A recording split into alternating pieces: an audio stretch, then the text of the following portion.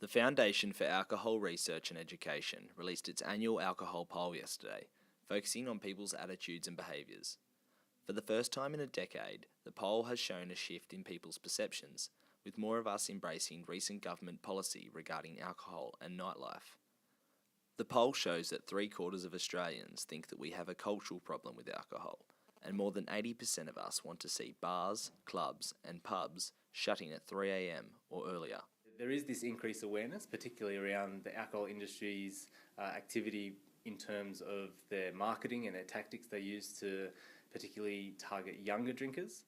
Research Manager at UOW Innovation Campus Centre for Health and Initiatives, Lance Barrie, says it's a positive step for the community to have an increased understanding of alcohol issues.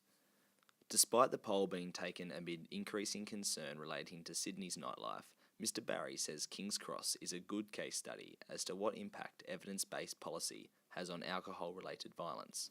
What I think is important is for policy to create an environment, particularly around alcohol, where drinking responsibly is the easy decision to make.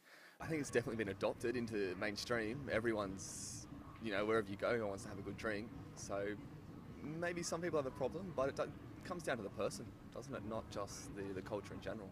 I would say that's probably a yes. I think everything revolves around drinking at the end of the day. I think we do have a really big drinking culture now, but I don't think it's an issue. I think it's something that we just enjoy, and we should be placed more trust in us about it. I think there's too many restrictions compared to places like in Europe, and they're fine. Mr Barrie said that in terms of political change, there needs to be a strong community support. He said Wollongong has its own issues, and although a blanket policy isn't ideal, it may be time to look more closely at our region.